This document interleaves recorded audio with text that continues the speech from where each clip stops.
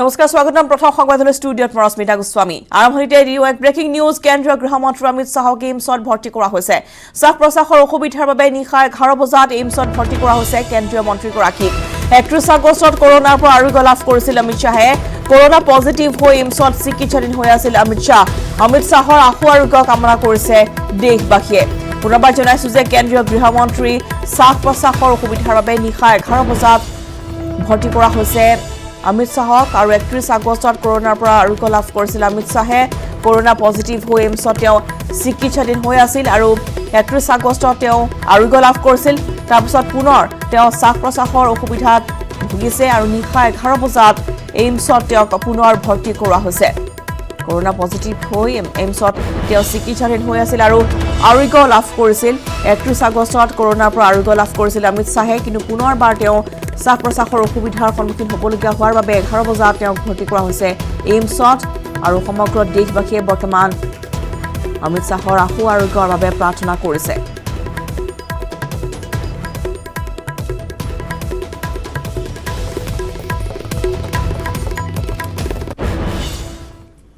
এতিয়া ৰাজ্য খবৰ অসমত কমালাই কৰোনা ভাইৰাছৰ প্ৰকোপ 1,40,471 জনলৈ বৃদ্ধি পাইছে কৰোনা আক্ৰান্তৰ সংখ্যা বিগত 24 ঘণ্টাত 2132 জন কৰোনা আক্ৰান্ত চিনাক্ত কৰা হৈছে ইয়াৰে ভিতৰত গুৱাহাটীত 562 জন ডিব্ৰুগড়ত 134 জন যোৰহাটত 156 জন লখিমপুৰত 132 জন চিনাক্ত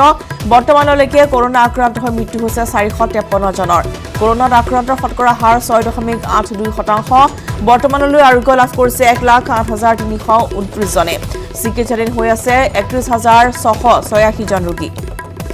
ৰজনাও অসমত কমা নাই কৰোনা ভাইৰাছৰ প্ৰকোপ 1,40,471 জনলৈ বৃদ্ধি পাইছে কৰোনা আক্ৰান্ত লোকৰ সংখ্যাৰ বিগত 24 ঘণ্টাত 2132 জন কৰোনা আক্ৰান্ত চিনাক্ত কৰা হৈছে ইয়াৰে ভিতৰত গুৱাহাটীত 562 জন ডিব্ৰুগড়ত 134 জন যোৰহাটত 156 জন লখিমপুৰত 132 জন চিনাক্ত কৰা হৈছে বৰ্তমানলৈকে কৰোনা আক্ৰান্ত হৈ 453 জনৰ মৃত্যু হৈছে ইয়াৰ লগতে আক্ৰান্তৰ শতকৰা হাৰ হৈছে 6.82%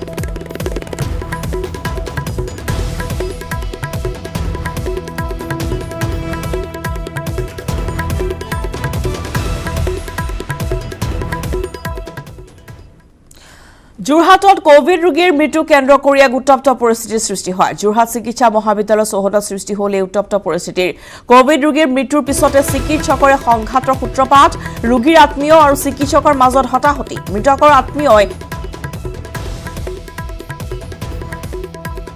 দীপজ্যোতি শইকীয়া আৰক্ষীয়ে কৰিছে অভিযুক্ত ইখানজ্যোতি শইকীয়া ঈশ্বৰজ্যোতি শইকীয়াক মৃত লোকজন বোকাখাটৰ অৰূপ শইকীয়া ধৃত ইখানজ্যোতিকো প্ৰহাৰৰ অভিযোগ চিকিৎসকৰ বিৰুদ্ধে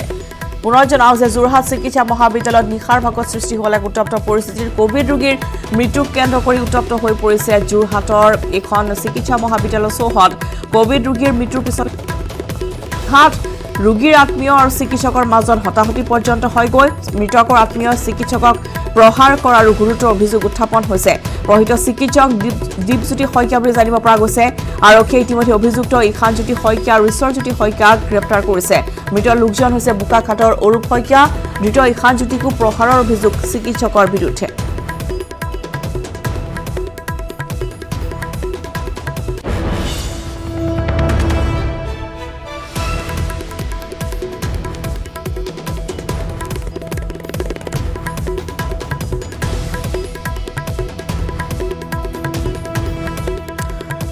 আৰু ইফালে টুইটাৰ যোগে সমগ্ৰ ঘটনা সন্দৰ্ভত প্ৰতিক্ৰিয়া প্ৰকাশ কৰিছে স্বাস্থ্যমন্ত্ৰী ডক্টৰ হিমন্ত বিশ্ব শৰ্মাই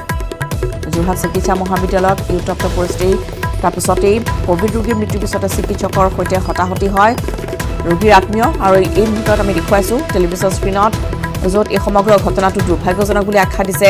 স্বাস্থ্যমন্ত্ৰী হিমন্ত বিশ্ব শৰ্মা তেওঁ টুইটযোগে সমগ্ৰ ঘটনা সন্দৰ্ভত যোৰহাট আৰক্ষীক সমগ্ৰ বিষয় সন্দৰ্ভত তদন্ত কৰিবলৈ তেওঁ আহ্বান জনাইছে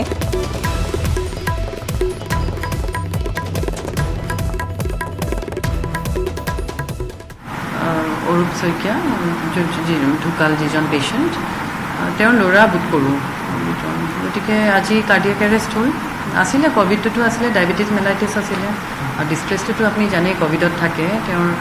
84-85% অক্সিজেন চেচুৰেশ্যন আছিলে আই চি ইউত এডমিট কৰা হ'ল তেখেতক প্ৰথমেতো তাতে আমাৰ নাছিলে বেড আজি ৰাতিপুৱা শিফ্ট কৰা হ'ল হোৱাৰ পিছত তেওঁ সেই অকস্মাতে আপুনি জানে কেতিয়াবা ছাডেন ফল এটা হৈ যায়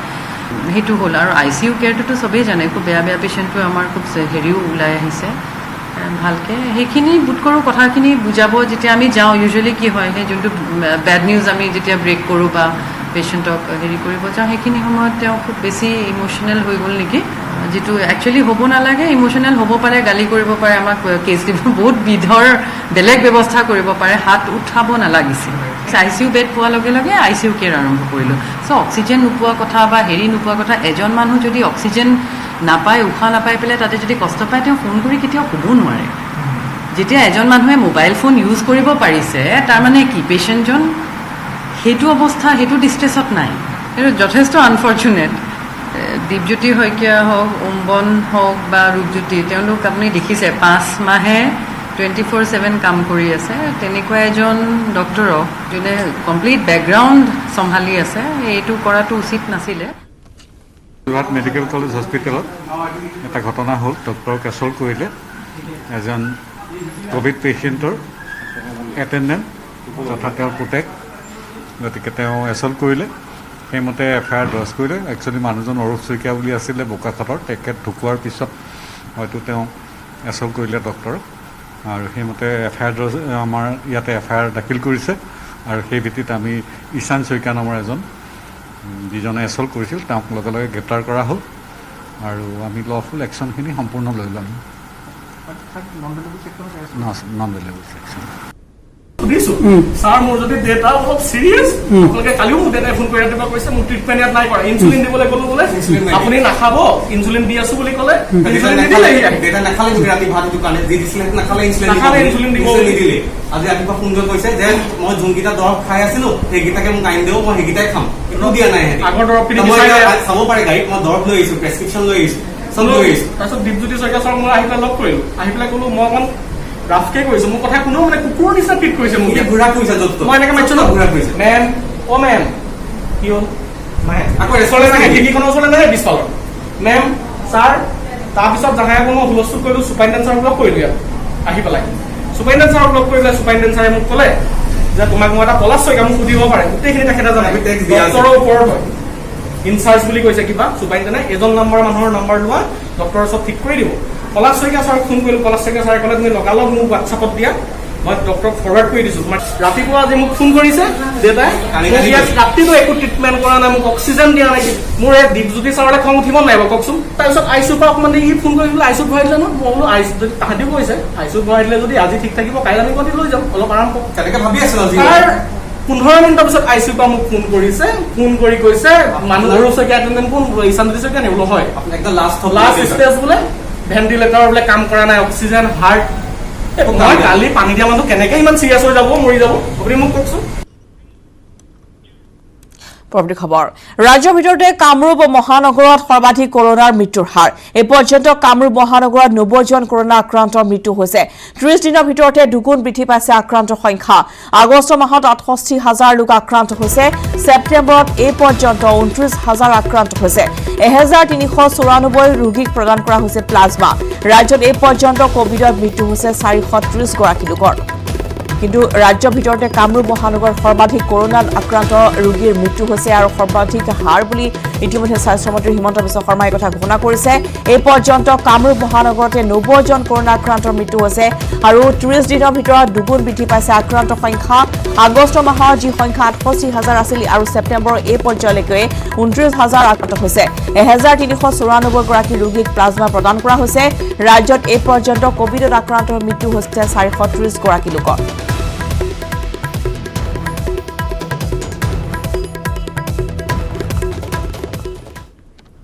আগষ্ট মাহত আমাৰ 68,000 কেছ আমি পাইছিলোঁ ছেপ্টেম্বৰ মাহত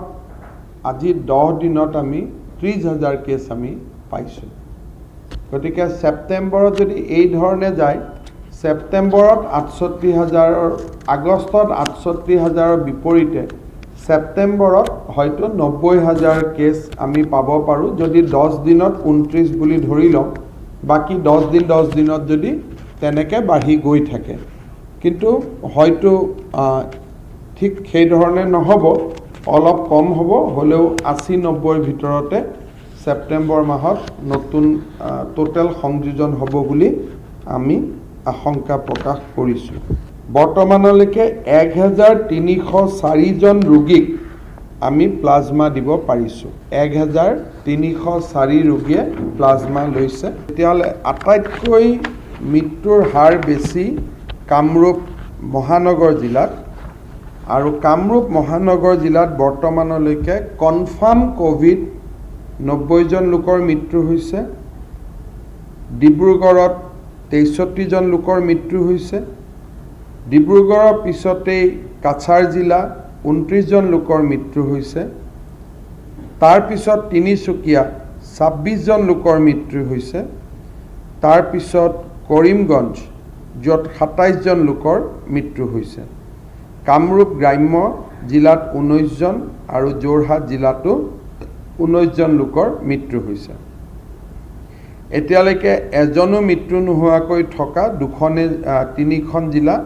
বিশ্বনাথ জিলা, ডিমা হাছাও জিলা, চাউথ চালমাৰ, আৰু মাত্ৰ এজন মৃত্যু হ'ল গোৱালপাৰা, মাজুলী। এইখিনি আছু আৰু AJYCPয়ে কৃষক মুক্তি সংগ্ৰাম সমিতিক একাষৰীয়া কৰি দল গঠনৰ প্ৰক্ৰিয়া প্ৰায় সম্পূৰ্ণ কৰাৰ সময়তে কৃষক মুক্তিৰ স্থিতিক লৈ ৰাজ্যজুৰি হৈছে ব্যাপক চৰ্চা। বিজেপিৰ বিৰুদ্ধে আঞ্চলিক ৰাজনৈতিক বিকল্প গঠনৰ এই প্ৰক্ৰিয়াৰ মাজত এঘৰীয়া হৈ ৰৈছে কৃষক মুক্তি সংগ্ৰাম সমিতি। ইতিমধ্যে অজিত ভূঞা আৰু অৰূপ বৰবৰাৰ নেতৃত্বত দুটাকৈ দল গঠনৰ পিছতে আছু AJYCPয়েও কৃষক মুক্তিৰ সৈতে একত্ৰিত নোহোৱা বিষয়টোৱে ৰাজ্যবাসীক উদ্বিগ্ন কৰি তুলিছে। এনে এক জটিল সন্ধিক্ষণত কৃষক মুক্তি সংগ্ৰাম সমিতিয়ে কি স্থিতি গ্ৰহণ কৰিব, সকলো শক্তিকে এখন পতাকাৰ তলত আহিবলৈ অখিল গগৈয়ে আহ্বান জনোৱাৰ পিছতো অখিলৰ আহ্বানলৈ কোনেও সঁহাৰি দিয়া নাই। প্ৰশ্ন হয় যে এই মুহূৰ্তত কি কৰিব কৃষক মুক্তি সংগ্ৰাম সমিতিয়ে? নিজে ৰাজনৈতিক দল গঠন কৰিব নে বিজেপিক প্ৰতিহত কৰিবলৈ কংগ্ৰেছ AIUDFৰ মিত্ৰজোঁটৰ সৈতে লগ লাগিব? এয়া মুহূৰ্তত ডাঙৰ প্ৰশ্ন।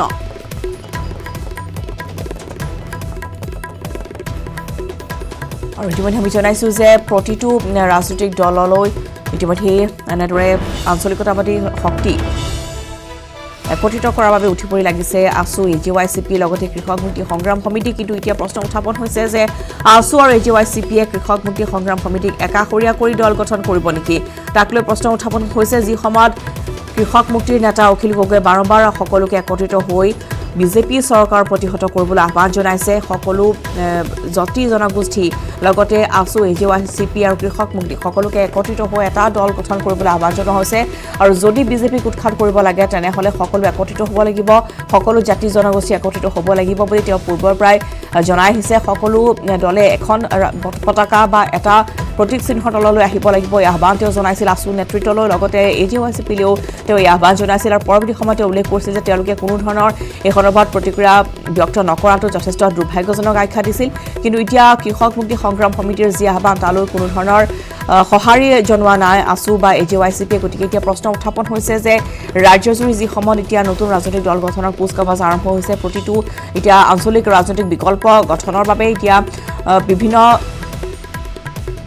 জনে ইতিমধ্যে চেষ্টা চলাই আছে। অজিত ভূঞা, অৰূপ বৰবৰাৰ নেতৃত্বত দুটাকৈ দল গঠনৰ পিছতে এতিয়া আছু, AJYCPয়েও কৃষক মুক্তিৰ সৈতে একত্ৰিত নোহোৱা বিষয়টোৱে ৰাজ্যবাসীক উদ্বিগ্ন কৰি তুলিছে। এনে পৰিস্থিতিত এতিয়া কৃষক মুক্তি সংগ্ৰাম সমিতিয়ে কি স্থিতি গ্ৰহণ কৰিব সেয়া হ'ব লক্ষণীয়। যিহেতু বৰ্তমান অখিল গগৈ জেলত আছে, তাৰপিছতে তেওঁ ইতিমধ্যে সকলোকে আহ্বান জনাইছে যে এটা দল গঠন কৰিব লাগে আঞ্চলিকতাবাদী ভেটি শক্তিশালী কৰিবৰ বাবে। আমি এই মুহূৰ্তত অধিক জানিবৰ বাবে সংযোগ স্থাপন কৰিছোঁ আমাৰ জ্যেষ্ঠ সাংবাদিক বিপুল বৰ্মনৰ সৈতে। বিপুল বৰ্মন, ইতিমধ্যে আঞ্চলিকতাবাদী শক্তিশালী কৰাৰ বাবে আছু, AJYCPয়ে বৈঠকৰ ওপৰত বৈঠক আহ্বান জনাই আছে বা তেওঁলোকৰ পৰামৰ্শদাতা কমিটিৰ বাবে তেওঁলোকে সময় অপেক্ষা কৰি আছে। গতিকে এই সময়ত প্ৰশ্ন উত্থাপন হৈছে যে কৃষক মুক্তিৰ স্থিতি কি হ'ব? যি সময়ছোৱাত এতিয়া দেখিবলৈ পোৱা গৈছে যে সকলোকে একত্ৰিত হোৱাৰ আহ্বান জনাইছে অখিল গগৈ, এই মুহূৰ্তত কৃষক মুক্তিৰ স্থিতি কি হ'ব পাৰে?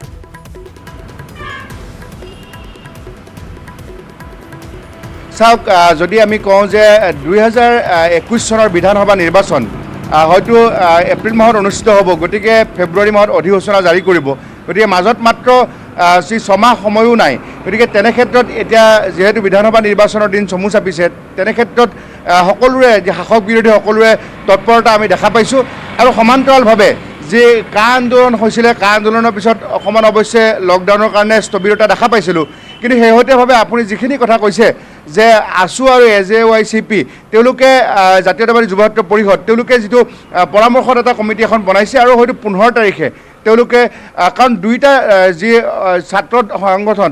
সদৌ অসম ছাত্ৰ সন্থা আৰু AJYCP তেওঁলোকৰ অৰাজনৈতিক চৰিত্ৰ তেওঁলোকে বজাই ৰাখিব আৰু 15 তাৰিখে তেওঁলোকে আছু বা AJYCP ওলাই আহি তেওঁলোকে এটা ৰাজনৈতিক দল আঞ্চলিক ৰাজনৈতিক দল জন্ম দিব আৰু সেই দলটোৰ নাম সেইদিনাখনে ৰাজহুৱা কৰিব কিন্তু এতিয়া প্ৰসংগটো হ'ল যে যিহেতু অখিল গগৈ কৃষক মুক্তি সংগ্ৰাম সমিতিৰ উপদেষ্টা আৰু তেখেতে যিটো জেলৰ পৰা সেই সময়তে সংবাদ মাধ্যমক GMCHত বাহিৰত তেখেতে জনাইছিলে যে যদি অসমখন বাচিব লাগে তেনেহ'লে বহুটা বিভক্ত আঞ্চলিক দলৰে নহ'ব ঐক্যবদ্ধ হ'ব লাগিব তাৰ বাবে তেখেতে আহ্বান জনাইছিলে আৰু সেই আহ্বানৰ প্ৰতি কিন্তু আমি বৰ্তমান সময়লৈকে যদি আমি কওঁ যোৱাকালিও আমাৰ সতীৰ্থ সাংবাদিক আমাৰ তাত বাতৰি সংগ্ৰহ কৰিছিলে তেতিয়া আমি দেখিছিলোঁ যে সদৌ অসম ছাত্ৰ সন্থা বা AJYCP তেওঁলোকৰ পৰামৰ্শদাতা কমিটিৰ কেনেধৰণে কি হৈছিলে এইবোৰ কথা জনাইছিলে তেতিয়া কিন্তু তেওঁলোকে এই অখিল গগৈ সঁহাৰিৰ প্ৰতি তেওঁলোকে সঁহাৰি এক প্ৰকাৰ জনোৱা নাছিলে আৰু এই মুহূৰ্তত আমি কেমেৰা পাৰ্চন মনোজ দুৱৰা আৰু মই আমি অসম বিধানসভাৰ বাহিৰত আমি উপস্থিত আছোঁ আৰু এইখিনি কথা ক'ব বিচাৰিছোঁ যে অখিল গগৈ ইয়াৰ পূৰ্বে যেতিয়া তেওঁলোকৰ বৰ্তমান সময়ত তেওঁলোকৰ গান্ধী বস্তিত যি মুখ্য কাৰ্যালয় আছে কৃষক মুক্তি সংগ্ৰাম সমিতিত তাত তেওঁলোকৰ সংবাদমেল দিছিলে আৰু তাত ধৈৰ্য কোঁৱৰ হওক বিতু সোণোৱাল মানস কোঁৱৰ তেওঁলোকে এটা কথা কৈছিলে যে আমাৰ মুখ্যমন্ত্ৰী প্ৰাৰ্থী হিচাপে যি অখিল গগৈৰ নাম প্ৰক্ষেপ কৰিছিলে আৰু তেনে ক্ষেত্ৰত যোৱাকালি এটা কথা পলাশ চাংমাই কৈছিলে AJYCPৰ মঞ্চৰ পৰা যে কৃষক মুক্তি সংগ্ৰাম সমিতিৰ তৰফৰ পৰা অখিল গগৈ মুখ্যমন্ত্ৰী প্ৰক্ষেপ কৰিবলৈ তেওঁলোকে অধিকাৰ ক'ত পালে গতিকে এই ধৰণৰ এতিয়া যিটো আঞ্চলিক দল গঠনৰ পূৰ্বে এই ধৰণৰ যিটো এটা সংঘাত বা বাক বিতণ্ডা এইটো লৈ এটা সকলো অসমৰ ৰাইজে আচলতে এনেধৰণৰ এটা পৰিৱেশ বিচৰা নাছিলে কাৰণ কিয় কা যিটো সমৰ্থন কৰি ভাৰতীয় জনতা পাৰ্টীয়ে কা লৈ আহিছিলে বা যিখন ইয়াৰ আগত কেব আছিলে তাৰপিছত কা হ'ল গতিকে তাৰ বিপৰীতে এই যিটো এটা সকলোৰে ঐক্যবদ্ধ আঞ্চলিক দল এটা বিচাৰিছিলে কাৰণ অজিত কুমাৰ ভূঞাৰ যিটো দল বা অৰূপ বৰবৰাৰ যিটো দল তেওঁলোকে সুযোগৰ সন্ধানত আছে তেওঁলোকে মিত্ৰতাও কৰিব পাৰে আছুৰ দলৰ লগত AJYCPৰ দলৰ লগত বা কৃষকৰ দলৰ লগত কিন্তু যিটো আছু বা AJYCPৰ যিটো আজিৰ দিনত যিটো স্থিতি সেই স্থিতিটোলৈ অসমৰ ৰাইজ আচলতে সন্দিহান হৈ আছে তেওঁলোকে বাট চাইছে যে অহা 15 তাৰিখে তেওঁলোকে যিটো ৰাজনৈতিক দল সংগঠন দলৰ নাম ঘোষণা কৰিব তেতিয়া কি ধৰণৰ এটা পৰিৱেশ সৃষ্টি হয় বা অখিল গগৈৰ কৃষক মুক্তি সংগ্ৰাম সমিতিৰ লগত কেনেধৰণে তেওঁলোকে মিত্ৰতা কৰিব বা তেওঁলোকৰ মুখ্যমন্ত্ৰী প্ৰাৰ্থী কোন হ'ব ইত্যাদি কথাৰ বাবে এতিয়া অসমৰ ৰাইজে বাট চাইছে কাৰণ বিধানসভা নিৰ্বাচন সমাগত নিশ্চয় বেছি সময় নাই হাতত মাত্ৰ 5টা মাহ আছে বিপুল গতিকে যদি কোনো ধৰণৰ সঁহাৰি পোৱা নাযায় AJYCP বা আছুৰ পৰা তেতিয়াহ'লে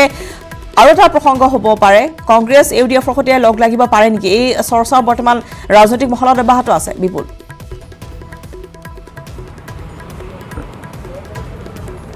চাওক যদি আমি এইটো কথা কওঁ যে এই মুহূৰ্তত যিটো কংগ্ৰেছ আৰু AIDF যিটো তেওঁলোকৰ মহাজোঁট তেওঁলোকে কৈছে যে অকল আমি AIDF বা কংগ্ৰেছেই মিত্ৰতা কৰিব বিচৰা নাই যি সৰু বৰ জাতি জনগোষ্ঠীয় দল আছে সকলোৱে মিলি বিজেপিৰ বিৰুদ্ধে মাৰ বান্ধি থিয় হ'ব বিচাৰিছে আৰু এই যিটো বিৰোধীৰ যিটো মহাজোঁট এই মহাজোঁটে এটা প্ৰত্যাহ্বান কঢ়িয়াই আনিব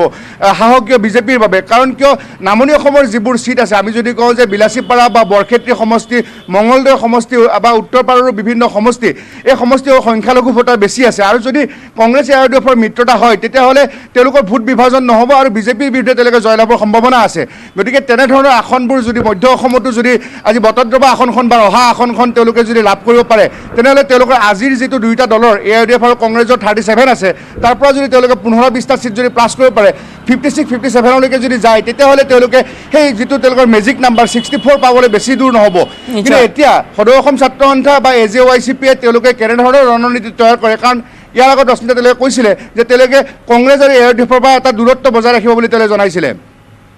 নিশ্চয় বিপুল ধন্যবাদ জনাইছোঁ এইখিনি তথ্য আপুনি জনোৱাৰ বাবে আৰু এতিয়া বিজেপিক প্ৰতিহত কৰিবলৈ কৃষক মুক্তি সংগ্ৰাম সমিতিৰ বিকল্প পন্থা কি হ'ব তাক লৈ এতিয়া ৰাজ্যবাসী বা ৰাজনৈতিক মহলত চৰ্চা লাভ কৰিছে যিহেতু 15 ছেপ্টেম্বৰত আছু আৰু AJYCPৰ যি সিদ্ধান্ত সেয়া ৰাজহুৱা কৰা হ'ব ৰাজনৈতিক দল গঠনৰ যি প্ৰক্ৰিয়া বৰ্তমান অব্যাহত আছে তাৰ চূড়ান্ত ৰূপ লাভ কৰিব 15 ছেপ্টেম্বৰত গতিকে তালৈ বাট চাব লাগিব তাৰপিছত কৃষক মুক্তিৰ পৰা কেনেধৰণৰ স্থিতি তেওঁলোকে গ্ৰহণ কৰে সেয়া নিশ্চয়কৈ লক্ষণীয় হ'ব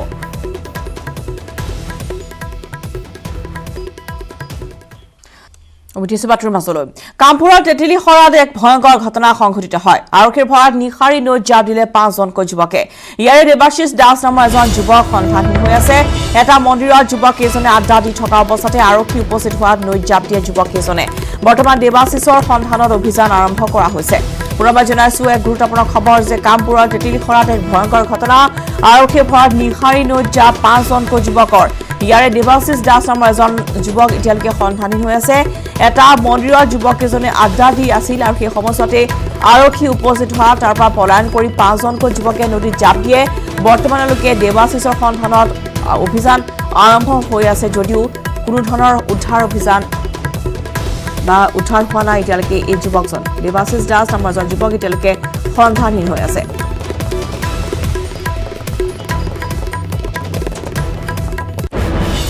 এটা মন্দিৰত আড্ডা দি আছিল সেই সময়তে আৰক্ষী গৈ উপস্থিত হোৱাৰ পিছতে ভয়তে সেই স্থান ত্যাগ কৰি নিশাৰী নৈত জাপ 5গৰাকীকৈ যুৱকৰ কামপুৰৰ তেতেলী খৰাত এই ভয়ংকৰ ঘটনা সংঘটিত হৈছে আৰক্ষীৰ ভয়ত নিশাৰী নৈত 5জনকৈ যুৱকে জাপ দিয়াৰ পিছতে এতিয়ালৈকে 4জন যুৱক উদ্ধাৰ হৈছে যদিও দেৱাশিষ দাস নামৰ যুৱকজনৰ সন্ধান কোনো ধৰণৰ পোৱা হোৱা নাই এটা মন্দিৰত আড্ডা দি আছিল যুৱককেইজনে আৰু সেই অৱস্থাতে আৰক্ষী উপস্থিত হোৱাত নিশাৰী নৈত জাপ দিয়ে 5জনকৈ যুৱকে বৰ্তমান দেৱাশিষৰ সন্ধানত অভিযান আৰম্ভ হৈছে যদিও কোনো ধৰণৰ সন্ধান এতিয়ালৈকে লাভ কৰা নাই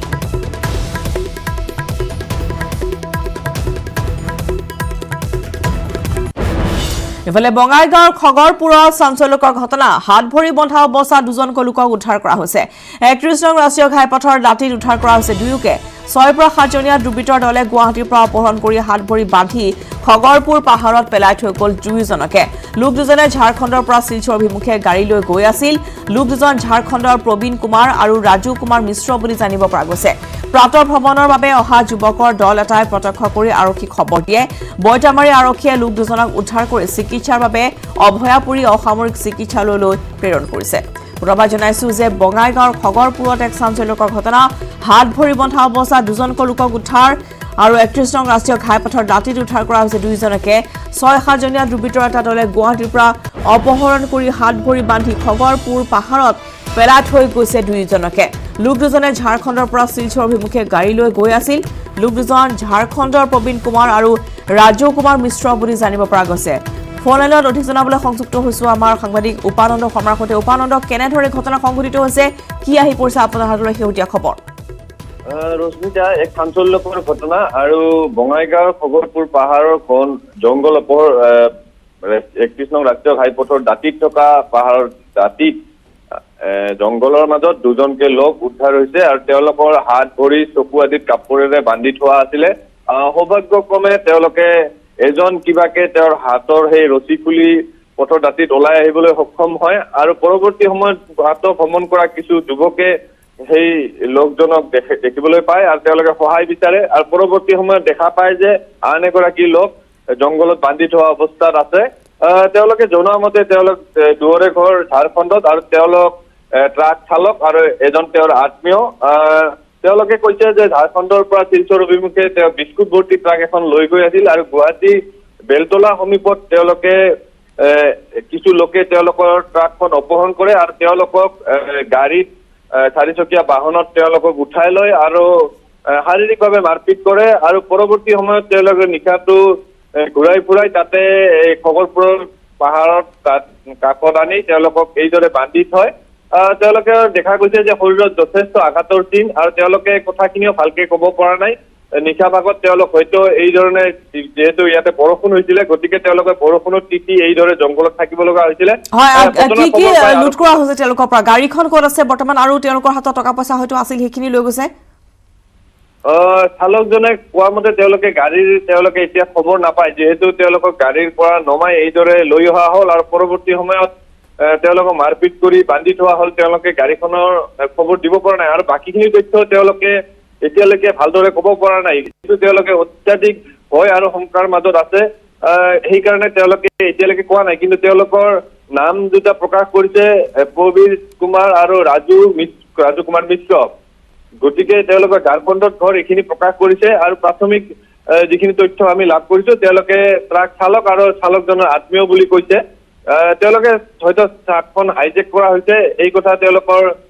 কথা বতৰাত গম পোৱা গৈছে আৰু আৰক্ষীয়ে অধিক তথ্যৰ বাবে তেওঁলোকক বৰ্তমান হটপোষ্ট কৰিছে আৰু চিকিৎসাৰ ব্যৱস্থা কৰিছে ট্ৰাকখনত কিবা সামগ্ৰী আছিল ট্ৰাকখনৰ বিস্কুট ভৰ্তি আছিল আৰু এইখন ঝাৰখণ্ডৰ পৰা শিলচৰ অভিমুখে গৈ আছিল আৰু ঘটনাটো বেলতলাৰ আশে পাশে হোৱা বুলি তেওঁলোকে জানিব দিছে ৰশ্মিতা কেইজনীয়া যুৱকৰ আছিল কিবা জনাইছে নেকি বা তেওঁলোকৰ কিবা এই সন্দৰ্ভত কিবা তথ্য জনাব পাৰিছেনে তেওঁলোকে হয় হয় তেওঁলোকে কৈছে যে যুৱকৰ দলটো 7ৰ পৰা 8জনীয়া আছিলে আৰু তেওঁলোকে 4চকীয়া তেনেধৰণৰ বাহনত আহিছিলে আৰু তেওঁলোকক গাড়ীৰ পৰা বলপূৰ্বক নমাই তেওঁলোকে মাৰপিট কৰি তেওঁলোকৰ গাড়ীত উঠাই লৈ অহা বুলি তেওঁলোকে প্ৰকাশ কৰিছে ৰশ্মিতা যোগপানন্দ ধন্যবাদ জনাইছো আপোনালৈ আৰু ইতিমধ্যে আমি জনাইছো যে অভয়াপুৰী অসামৰিক চিকিৎসালয়ত বৰ্তমান ৰখা হৈছে এই দুজনকৈ লোক প্ৰবীণ কুমাৰ আৰু ৰাজু মিশ্ৰ তেওঁলোক ঝাৰখণ্ডৰ বুলি জানিব পৰা গৈছে আৰু ইতিমধ্যে তেওঁলোকে ঝাৰখণ্ডৰ পৰা শিলচৰ অভিমুখে গৈ আছিল ট্ৰাকখন আছিল বিস্কুট ভৰ্তি ট্ৰাক কিন্তু বৰ্তমান সেই ট্ৰাকখনৰ সন্দৰ্ভত কোনো ধৰণৰ তথ্য লাভ কৰা হোৱা নাই আৰু বেলতলাৰ পৰা তেওঁলোকক এটা 7ৰ পৰা 8জনীয়া যুৱকৰ দলে লৈ গৈছিল আৰু বৰ্তমানলৈকে ভালদৰে তেওঁলোকে কথা ক'ব পৰা নাই যিহেতু যথেষ্ট আঘাতৰ চিন তেওঁলোকৰ শৰীৰত দেখিবলৈ পোৱা গৈছে আৰু তাৰ বাবে বৰ্তমান অভয়াপুৰী অসামৰিক চিকিৎসালয়ত তেওঁলোকক চিকিৎসা কৰি থকা হৈছে